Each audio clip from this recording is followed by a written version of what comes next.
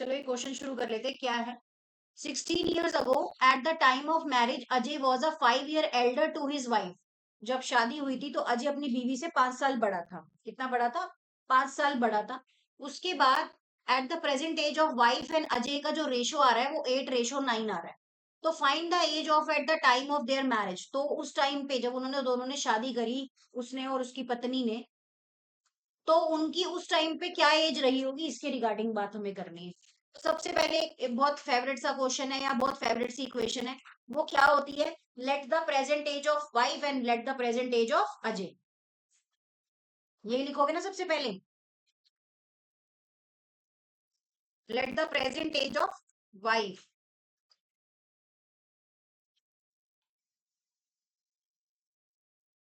क्या होगी? एक्स होगी।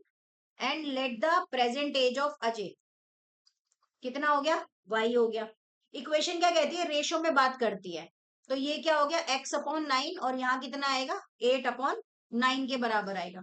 अब इक्वेशन की बात करें यहाँ पर, तो क्रॉस मल्टीप्लाई होगा। तो कैसे आएगा यहाँ पर आएगा आपका 8y बराबर 9x। और अगर आपको y की वैल्यू निकालनी है तो कितनी होगी? 8x/9x/8। ये आपकी y की वैल्यू आ गई। Number 1 equation. Number 1 equation. यहां तक में कोई डाउट है तो बताओ। यहां तक में कोई डाउट नहीं है। उसके बाद वो क्या कह रहा है? वो कह रहा है 16 years अगो, मतलब 16 साल पहले, eight the time of marriage Ajay जो था वो अपनी वाइफ से क्या था? 5 साल बड़ा था। तो इसका मतलब ये हो गया x-16। एक बार लिख लेते हैं। अकॉर्डिंग टू क्वेश्चन, 16 years अगो जो सिचुएशन बनेगी वो क्या बनेगी? अजय की वाइफ की एज कितनी है? x-16। और अजय की एज कितनी है? y-16। अब वो क्या कह रहे हैं कि ये जो y-16 है, लेकिन वो अपनी वाइफ से क्या था? 5 साल बड़ा था। क्या था? अपनी वाइफ से 5 साल बड़ा। तो y-16 और यहाँ पर कितना आएगा आपके पास? x की वैल्यू कितनी आ जाएगी? 11 आ जाएगी। इक्वेशन निकालने वालों बनोगे तो क्या बनोगे?